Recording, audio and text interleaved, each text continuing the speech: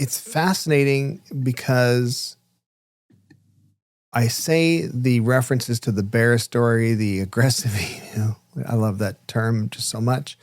And all the other nonsense, the whale's head and stuff like that, because these are all fairly evident red flags, I think, that say nothing else out of your mouth should be taken seriously. My name is Brittlestar, not really. And I'm Sandy Garasino, really. And this is Canada Watching U.S. News. Well, hi, Sandy. Why, hi, Stuart. How are you? I'm good. How are you doing? Pretty good. Pretty good. I noticed on the last week's episode that there was some people commenting that we'd kind of disappeared for a bit before that and then came back. I think they won't know what to do with themselves. We're back so quick now. Now it'll be all the time. It's all the time, everybody. 24/7. You'll wish we'd go away. Exactly. It's going to be an always-on type of situation. It's going to be very exciting until we get tired, which might be soon. You never know. We'll see how long this episode might end. Actually, you know what? Maybe that's good enough for this week. Maybe that we've done enough. That'll be fine. We could just knock it off right here. Exactly. Okay, so this week we're going to talk about something interesting. We're talking about Robert F. Kennedy Jr., who, Rfk Jr., of course, as he's better known, is a very interesting character, as many are aware. But for those who aren't, I'm just going to go roughly through his little biography and sort of give you an idea of who he is, of course. He's the son of Senator Robert F. Kennedy, the nephew of President John F. Kennedy, just to give you his familial place. And he's, of course, an environmental lawyer, author, and activist. An interesting guy. I remember seeing him, first of all, because of his environmental stuff back in the day. And particularly related to like waterway pollution, like rivers pollutions and that type of stuff. And it was fascinating stuff. And I remember being kind of like, oh, what an interesting guy. This guy is like a Kennedy. He's coming from American royalty, and he is doing good things for the environment, and he's concerned about the environment. Well, you know what? Things are going to be okay. Things are going to be just fine. And of course, he went on. He started the Waterkeeper Alliance, and was a longtime Democrat as well. And you know, he's an interesting guy, very interesting guy. And he's done things like is environmental stuff. And that kind of gave way, sadly, to his anti-vaccine stance, essentially, where he essentially claimed that all vaccines, or not all vaccines, but vaccines in general cause autism and weren't that safe, which wasn't the most awesome position to have during the pandemic. As we all clamored for and waited for vaccines, he was saying they're unsafe and telling people not to get them. And of course, the idea that vaccines are connected or linked to autism has been widely discredited. Right back to, I believe, that the scientist who wrote the paper connecting them to autism was just doing it to discredit one vaccine. It's been totally debunked. His data was fudged. The whole thing has been faked and trumped up, and it's all Is that a new use for the word trumped up now? Trumped up. Yeah. Because it's kind of got its own verb now. It's to trump something kind of means more than just to like win it over. It kind of means to make a total mess of it. Interesting guy. Led efforts against pollution of the Hudson River through the Riverkeeper organization, contributing to its restoration.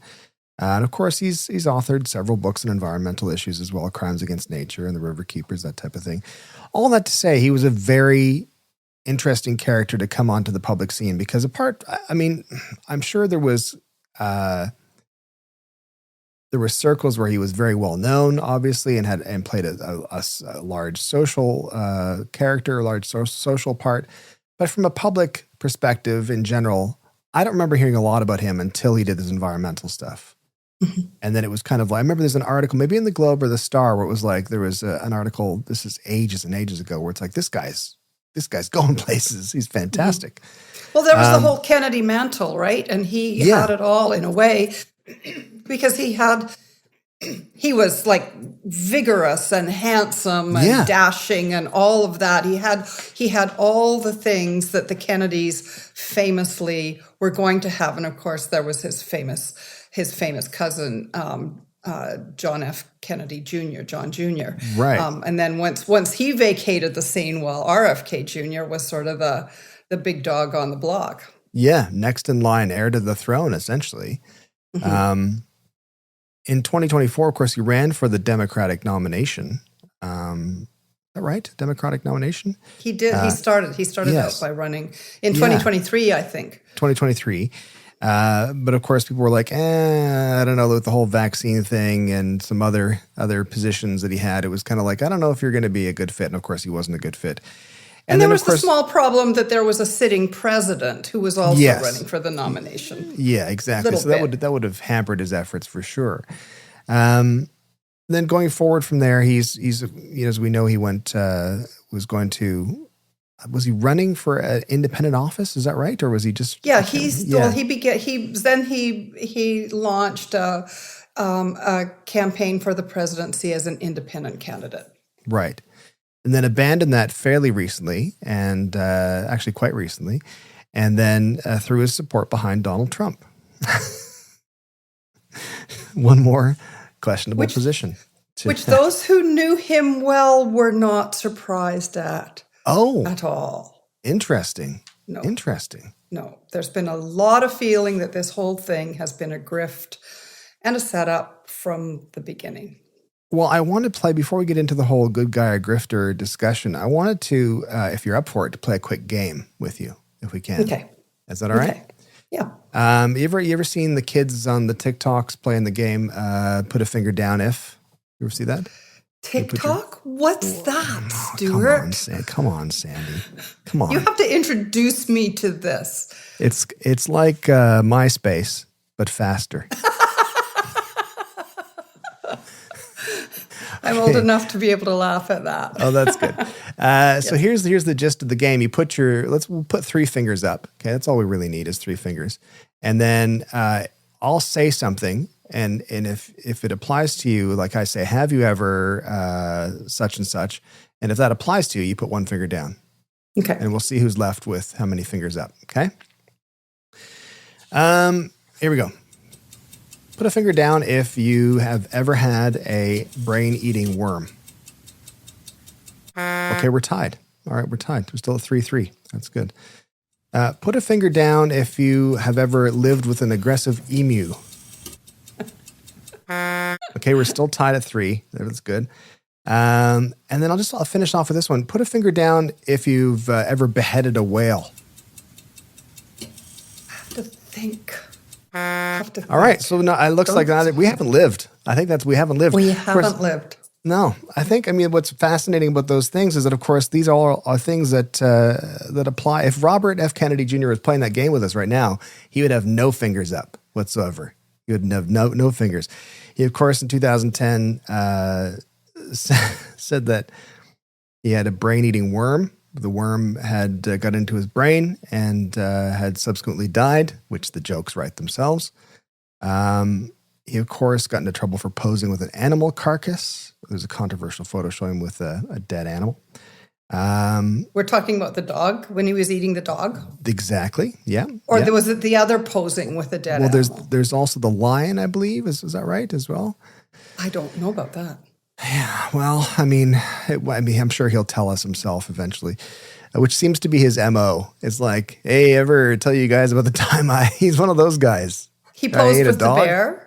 He posed with the bear. Yeah, exactly. He seems to have a weird respect for animals. So the bear reference, of course, is when he staged a murder scene, and he found a bear cub that had been hit by a vehicle, and he collected this bear cub off the road. Fine. Okay, unusual, but fine. Stuck it in the back of his van because he was going to skin and eat it later. getting less usual, less. And then he got waylaid at a steakhouse. Well, I got waylaid. Exactly. Who amongst us hasn't had a bear in the back of the car and thought to yourself, damn it, I got to get to the keg. Yeah. I've got a date at the keg. or Earls if you're in Vancouver. And he decided the best way to deal with the bear cub was to pretend like it had been killed in Central Park, and it became a big news story. He's also recently, not recently, but recently came to my attention that his daughter Kick mentioned that when a dead whale washed ashore, that RFK Jr. had beheaded it with a chainsaw for reasons unknown, and tied the head to the roof of their car and drove home with the kids, who wore plastic bags to avoid leaking, quote, whale juice. There's going to be more stories. This is the thing. There's going to be more. We're going to hear so much more, and it's going to gross people out. I'll even continue. more. I'll continue. Gross them out more. I'm going to continue. Oh no! I'm going to have to take a shower after this. You might have to. He also said that at one point in his life he lived with an aggressive emu, and the emu attacked his wife. Emus are big, and my question is, how do you? Being married, I understand there are some decisions that I may make that I have some trepidation about revealing them to Shannon. And I think to myself on the way home, how am I going to tell Shannon I bought this new shirt? I feel it's a bigger step to come back with an emu and then go, damn it, I should have got the non-aggressive one. I should have said no when the guy at the store said, did you want an aggressive one? And I said, yes. I should have said no to that. Stuart, I'm chomping at the bit here because I cannot wait to get into like the real stuff. Okay. All right. This is the window dressing on This RFK is the window Jr. dressing, but I feel it frames him so nicely. Yes. And there was He's there was a fantastic little tweet at some point recently after the bear story came out, and it was RFK Jr. in a still from that interview with Roseanne Barr, where he told the bear story, that he was like, you need a human foot? I can get you a foot. He just seems like one of those guys. Plus, also, he's a guy that's like, no one was talking about human feet, man. No one was talking about bears. Why are you bringing this up? Yeah. So those are the quirky things. Because the New Yorker was going to publish the story. That's why he had to put it out there. But they already they didn't publish that it was him, but they'd already talked about, or rather it was in the press, that there was this bear found in Central Park and how unusual it was to find a bear in Central Park and all this kind of stuff. And did the bear have a job? And how could the bear afford to live in Central Park? A lot of the same questions that the Friends cast got asked, except it was asked about this bear. There's the more serious stuff as well. His wife, who he divorced, Mary Richardson Kennedy, who ended up sadly committing suicide. Tragedy. But he had kept a diary of sexual conquests, which became public during the divorce proceedings, which I think is, I don't know, strikes me as a bit odd, a little bit. To have a diary of your sexual conquests. I think it's like, does he start Dear Diary? There's a whole bunch of things. There's a whole bunch of character issues that I have with that. And of course, back in the early 90s, there was allegations of sexual assault made by his kid's former babysitter. And he dismissed the claim by saying, quote, "I am not a church boy."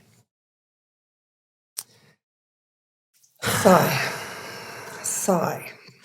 Because this was a complaint about sexual aggression by the babysitter. Yeah. This is how he deals with it. I'm not a church boy. I'm not a church boy. So here's the question.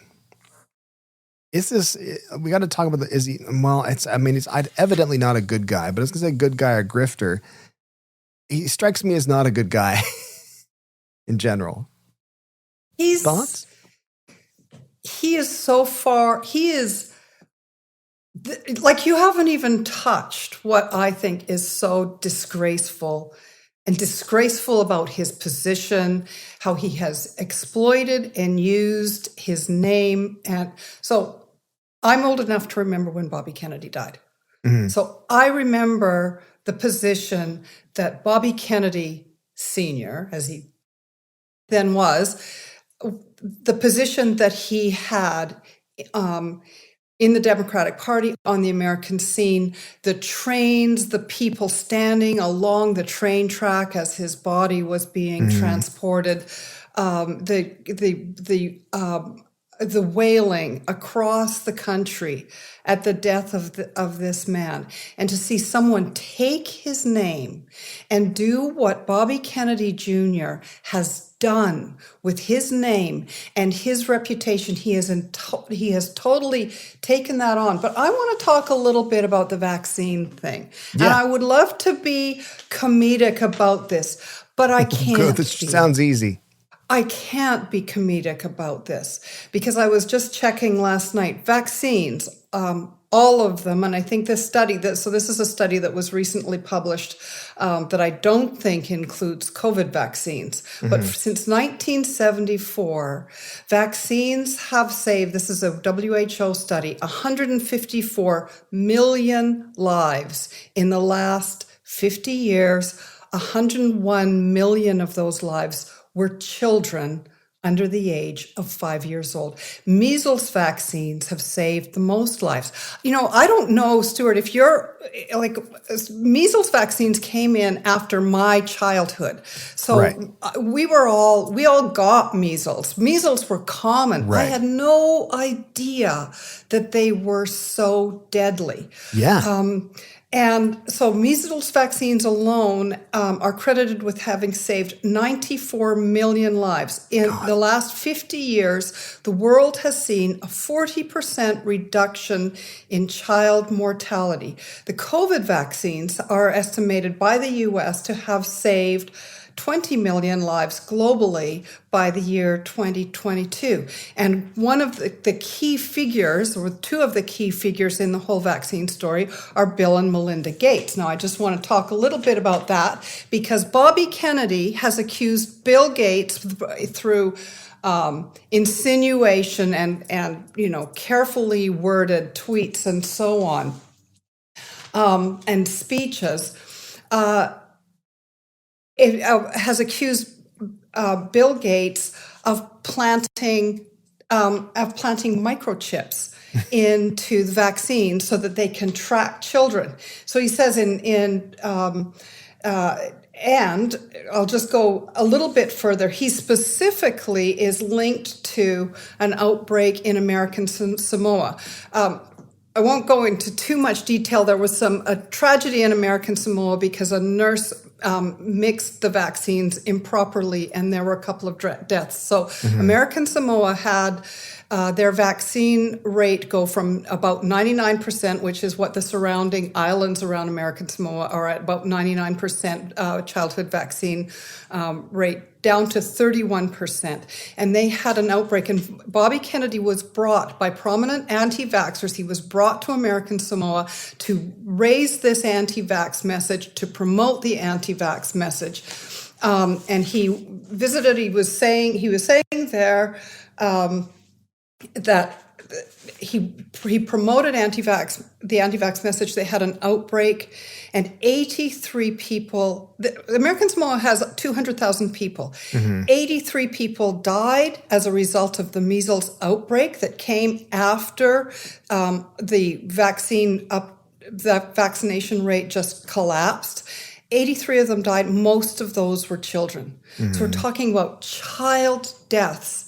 And for somebody to attack one of the most important vaccine figures, the person who has put billions of dollars into vaccinations around the world, that has been part of a miracle in reducing childhood mortality and raising public health, to be attacked by someone who is literally linked to an outbreak that took the lives of other children.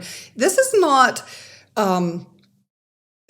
this isn't an accident. This isn't a quirk. This isn't planting a bear in Central Park. This is a guy who is tied to, I would call this evil. I'm sorry, I have to call it evil. I think of Robert Kennedy Jr. as an evil figure because of what he has done, because not only has he done this, but you could say, well, he's, misguided and misled, but he has been time and time again brought up to speed on, no, these are the facts, this is the data, and he just denies it all. He skates away from it all. Why? Because he's associated with a nonprofit that is making money from this. And now he's going to use the raised profile that he is getting around the world for his making a deal with Donald Trump. And then that doesn't even get us to the COVID situation, and now just the other day he was talking about chemtrails. I mean, this is a dangerous conspiracy theorist, and he has also exploited the deaths of children. There is one child, I think a 12-year-old, who died, and without talking to the family at all, who completely disputed everything, all of these claims. He said that the child's death was related to vaccines when it was a congenital, an inherited condition that the child died of, and he actually named him and put his picture out. I mean, this isn't. Like, we can talk about emus, we can talk about bear cubs, we can talk about earworms, we can talk about all of this stuff, but this is a dangerous man, and he has, and there's no excuse for it. And he's using his name scurrilously, and he's using the publicity. And by the way, here we are giving him publicity again ourselves. Yeah. It's fascinating because I say the references to the bear story, the aggressive, I love that term just so much. And all the other nonsense, the whale's head and stuff like that, because these are all fairly evident red flags, I think, that say nothing else out of your mouth should be taken seriously. Yeah. And the dangerous part, I think, comes in when people start taking it. He talks about serious stuff, and people take him seriously talking about it. That's not great. That's not good. No. And my question is then, like, where do we figure his tipping point was? Like, what was his tipping point? Because, like I said, my first encounter with him was in that article in the Globe or the Star or something, where it was basically hailing him as like this environmental eco warrior with the Kennedy name, and he was representative of a new future for the U.S. and their view towards environmentalism and climate change and all that kind of stuff. And then he gets, I mean, at the time, obviously, we just didn't know that he was just, as I wrote in our notes here, mayor of Bonkoville. But I don't know at what point did we turn? Did he just get enough power that enough people were listening? He's like, no, well, now that I've got your attention with the emu, let me tell you what I think about vaccines. Is that what's happened? Do we think? Well, I mean, remember, something else that we're skating over is his severe addiction for many years. And I can't remember all the substances he was addicted to, but there were pretty much, all of them. Right. I mean, this is a guy with severe mental illness. Maybe he is just absolutely without morals. I think that remembering the Kennedys, I mean, the unbelievable pressure on those kids of both JFK and RFK's JFK and RFK's families, the unbelievable media spotlight, and Teddy Kennedy had it too, of course, the Chappaquiddick thing. And there's a dramatic history linked to that family, going back to Joseph Kennedy, the father, and his desire to create an American dynasty that they all lived up to. And I think that pressure has been there, and the pressure, certainly a lot of the kids and the grandchildren have pursued careers in politics, trying to reignite some of that shine. And I think for anybody who bore the name, there would have been that pressure as a young person. Go and define yourself. Ethel Kennedy, Bobby Kennedy's wife, who was a great I believe she was a great environmentalist. She certainly was a huge figure in the labor movement. in the American labor movement, and a remarkable liberal figure in her own right, and powerful in her own right, through her relationships with Cesar Chavez, the American Farm Workers Union or movement, and all of that. There's a huge family tradition and an expectation that you're going to be, the hand has, the crown is. The crown weighs heavy on the heads of these kids, and maybe this is where his pressure to rise to an important national level would have been, and maybe he was just, maybe the environmental movement maybe it started out with noble aims, but this is a guy who exploits everything, and has for decades. He still has the character of a junkie, if you think of it that way. A junkie who will sell out his family, will take everything that the family has and use it for his own addiction. And there are a few examples that I can think of in the world, and Donald Trump being one of them, that, a hunger for attention, a bottomless need for attention. But now I'm just ranting, and that's not very fun. So where's the comedy? We got to have it's coming laughs. Back. It's coming back. We're going to come back. I'm mad at this guy. I don't like him. That's the format of our whole show, Sandy. I'm mad at this guy. I don't like him, and he scares me. That's the whole format.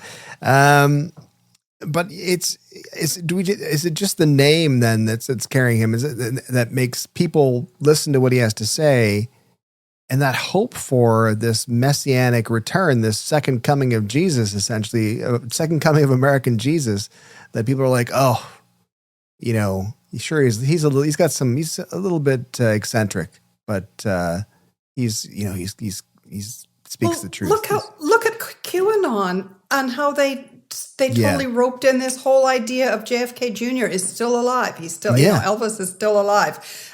There's the power of that name.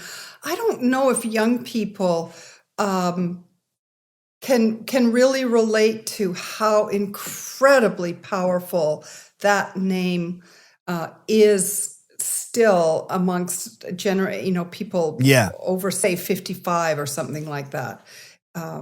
It's got enormous strength and lasting power. Even on a much more surface level, like even just phonetically, it's a strong name. It sounds like you can say it with a clenched fist and hit the table. And you're right. It's interesting because, like with the Obamas, you would think that they would offer something similar to a different group of people, or maybe some of the same people. But they just don't. Like, we don't think of the Obama daughters as having to live up to certain. So they were put through under the microscope during their time in the White House, but there's no sort of expectation of like, well, they're going to save us. They're going to save us.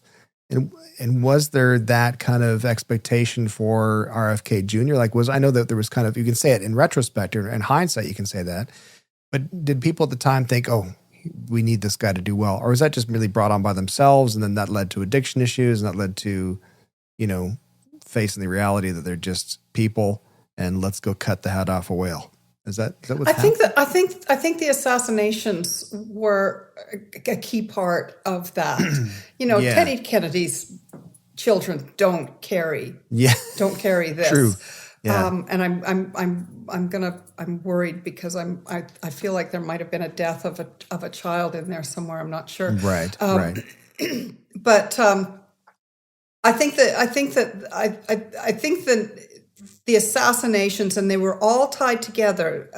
JFK's assassination, Martin Luther King's assassination, and Bobby Kennedy's assassination are a kind of trio that achieved a certain, like an absolutely mystical kind of power in the psyche of the 60s.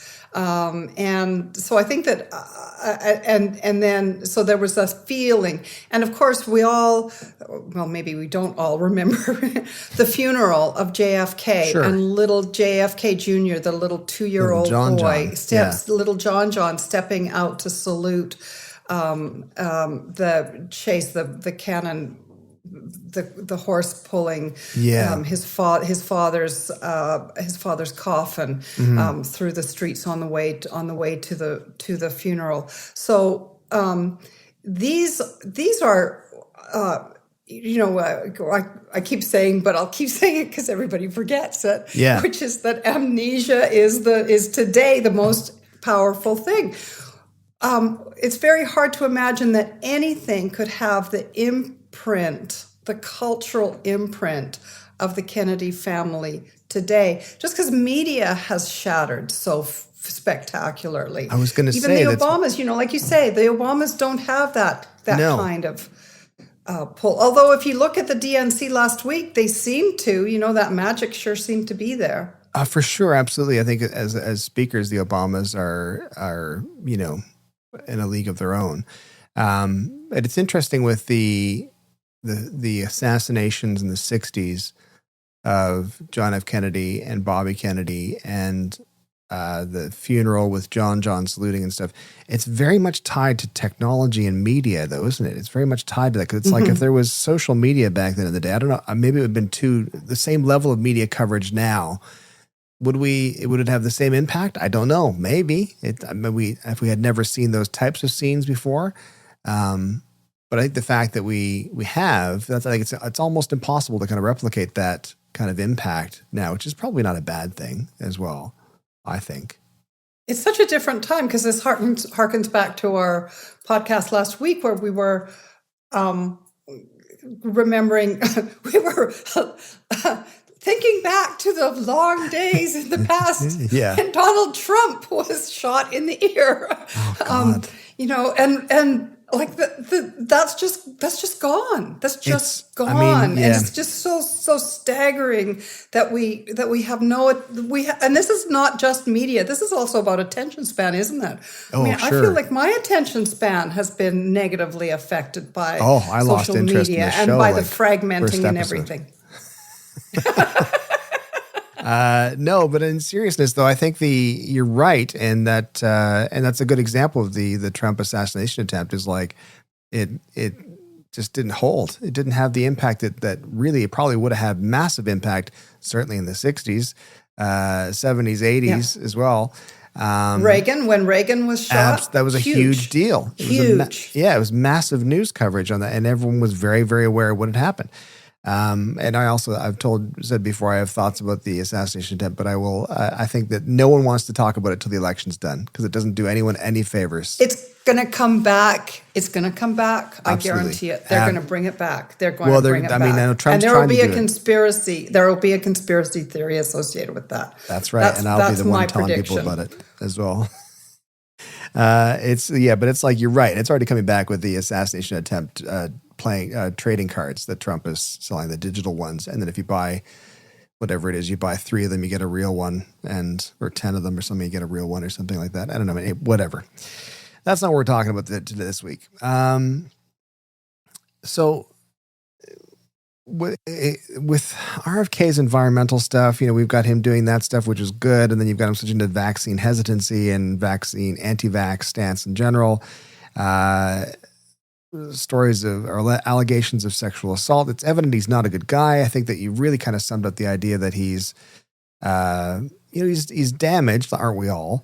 But he's damaged in a way thanks to the pressure of his name and his family's legacy and this sense of, I don't know, achievement or something, that he has to do certain things and be certain things to America and the world as in their eyes.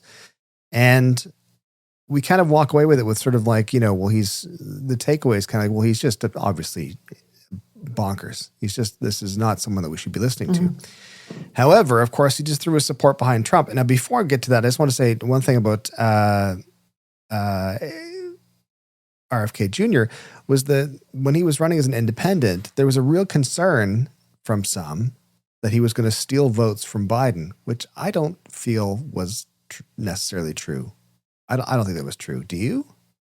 I think at the beginning, he was polling as high as 20%. Right. And then it was definitely thought that as he started to sink in the polls, that was a lot of Democrats coming home. So that what was left by the end, which was he was polling at 5%, and what was left was that those were now predominantly Trump supporters. So I think his support, I think where he got his support changed depending on how much he was able to get garner support. I think he lost the Democrats along the way, but he had them at the beginning.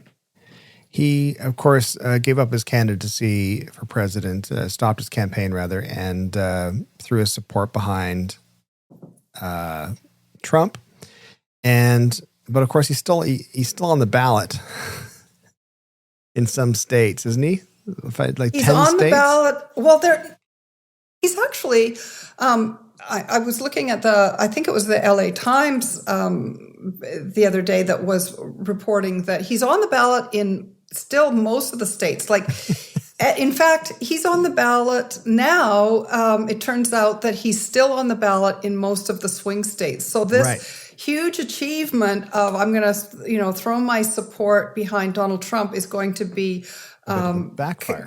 Considerably watered down by the fact that he's still on the ballot there. And remember how Nikki Haley was still, she was still getting votes in the primaries long after she suspended her campaign. And even after she endorsed Donald Trump. I can't remember how the timing worked on that. But one of the things that we have to remember is how low information a huge number of voters are. Sure. I mean, we're all glued to this stuff. Yeah. But the average American isn't paying any attention to this. No, not at all. Not yet. And maybe right up until it's like, where do I push the button? I think that's true for not just America. I think that's true for a number of countries. Yeah. But yeah, even so, there was a video I watched earlier today that was by The Daily, just talking to general people out there on the street about it. Would they like to talk about politics or a new bookcase for my bedroom? Or would you like to talk about politics or, the most uninteresting things in the world? And invariably people would be like, not politics. Let's talk about this instead. Yeah. And that's the danger, I think, of politics in general, is that it can easily drift into apathy because people think, well, it doesn't matter. My vote doesn't count. Plus also it doesn't really apply to me. And I don't really feel the effects of it. And it's like, well, you probably do and don't know about it. And if you don't, you will at some point. This is the thing.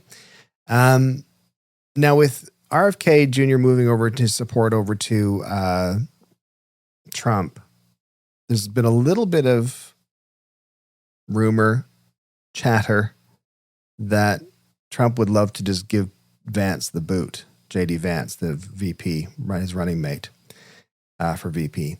Is that even?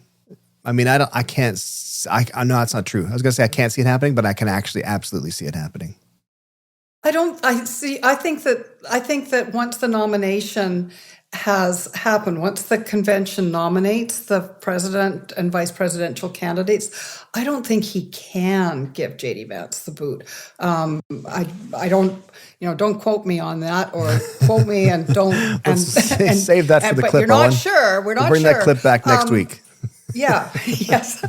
But I think he can't give him the boot as the vice presidential candidate. And I also think that this is kind of dangerous territory for Donald Trump, because I think the threat to his support is not from RFK Jr.'s supporters. I think the threat to Donald Trump's support is from the centrist, the more moderate Republicans, who maybe were willing to hold their nose and vote. But cozying up to an anti-vaxxer, a chemtrails guy, a pure conspiracy theorist, I think that actually gives more ammunition to those those centrist Republicans. And I think that's going to be a key part of the Harris campaign, is to be highlighting and profiling and really pushing. They're going to the center. They're really moving to the center. That was a very clear move in the DNC in that convention. We did not see trans people on the dais giving speeches. We did not see that she is really downplaying her links on the left, and she is moving to the center. We see that with the CNN interview with Dana Bash that's going to have Tim Walz. The Democrats are attacking at the center, and so I think it could backfire on Trump to try and chase the few percentage of voters in the swing states that would have supported the Democrats, but will go to him because of RFK. So what you're trying to tell me is that maybe perhaps accepting the support and celebrating the support of a guy who says he had a brain-eating worm, lived in an aggressive emu, still makes me laugh, beheaded a whale, set up a fake crime scene for a bear. These are all red flags. They should have been spotted from the get-go, is what we're saying. And we haven't even got to the Oppo research on Rfk Jr, which nobody cared about when he was a non-issue. But this is the surface stuff. Just you wait. We're going to hear more, and they are going to glue it with Gorilla Glue to Donald Trump. He's going to be wearing all of RFK Jr. stuff the same way as he started to wear J.D. Vance's anti-woman and childless cat lady stuff. That was sticking to him too, and we're going to start to see a lot more goop and slime stick to Trump out of this relationship with Kennedy. But of course, he's going to, as soon as it starts to get bad, he'll just pretend that he never heard of RFK Jr. Don't know him. Never heard of him. All I know is don't tell RFK about the gorilla that you mentioned, the Gorilla Glue, just in case he gets too excited. Plan something nefarious with that. Well, I'm sure we'll address this again. Well, thank you all for listening and or watching. Of course, you can find the podcast at CanadaWatchingUSNews.com, where you can subscribe with your email address, and you'll get an email notification every time there's a new episode. And you can, of course, find us on your favorite podcasting platform. And remember that starting this week, excitingly, that paid subscribers on Substack get to watch the full video, shenanigans and nonsense of the episode. And, of course, the podcast remains free for all. Free like a socialist dream, free for all. So thanks so much, Sandy. That was great. I really, I feel initially I just thought I could laugh at RFK, and now I'm just scared. I wish I could just laugh. I wish I could just laugh and not cry. Well, but you picked the wrong guy. We're going to try and laugh more. There's going to be more laughs, right? Yeah, that's right. There's something funny here, right? Listen, I brought up the aggressive emu, and you brought up all the other serious stuff. So I'm doing my part. I'm doing the heavy lifting here. I'll try harder. Thanks so much. See you next week. Bye-bye, everybody.